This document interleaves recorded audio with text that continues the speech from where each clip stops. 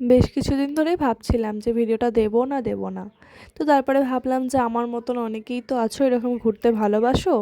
তো ভাবলাম যে দিই, সেই কারণে তোমাদের যদি ভিডিওটা ভালো লাগে, মানে আমার তো খুব ভালো লেগেছিলো জায়গাটা, তো সেই কারণে ভিডিওটা দেওয়া।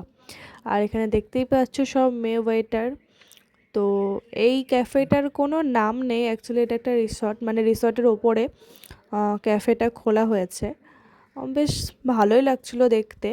বাইরেটাও খুব সুন্দর, আর বাইরেটা সুন্দর বলেই ভাবলাম যে ওপরটা দেখা যাক কেমন। আর এখানে পর্দা লাগানো ছিল, আইপিএল খেলাও চলছিল। আর এখানে দেখতেই পাচ্ছ যে গাছগুলোতে কত সুন্দর লাইটিং দিয়ে সাজানো আছে। অনেকক্ষণ ধরে ভাবছিলাম যে কি অর্ডার করব। ওখানে তো সমস্ত রকমেরই খাবার পাওয়া যায়। তো এটা ওটা ভেবে শেষ পর্যন্ত চা অর্ডার করলাম, কারণ ভাবলাম যে এত মানে নিজেকে বাড়িতে মেনটেন করি, এটা ওটা খাই না, তো বাইরে গিয়েও কোনো কিছু খাওয়াটা উচিত না, যেহেতু ডায়েটে আছি। এবার বাইরে গিয়ে যদি ফাস্টফুড খেয়ে নিই তাহলে তো একই ব্যাপার হচ্ছে। তো সেই কারণে আর কিছু খাইনি, ভাবলাম অন্য দিন আসবো। ওখানে ওয়েটাররাও বলছিল, মানে একটা মানে ওয়েটার তো ওখানে মেয়েরা ছিল, তো বলছিল যে কিছু খেলে না। আমি বললাম যে আবার আসবো পরে।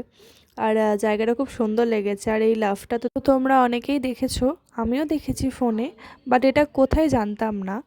তো যাই হোক, এটা ছিল বহরমপুর বাইপাস, তো তোমরা অনেকেই চেনো। বহরমপুর বাইপাস থেকে সোজা এগিয়ে এসে ডান দিকে একটা রাস্তা পড়বে, মানে নিচে নামার আর কি। তো সেই রাস্তা দিয়ে সোজা এগিয়ে আসলেই এই ক্যাফেটা দেখতে পাবে। আমি বাইরেটাও তোমাদেরকে দেখিয়ে দিচ্ছি, বাইরেটা দেখেই বুঝতে পারবে এর ওপরে এই ক্যাফেটা এত সুন্দর। আর বাইরেটাও দেখতে পাচ্ছ কত সুন্দরভাবে সাজানো আছে। আর সত্যি খুব ভালোও লাগছিল।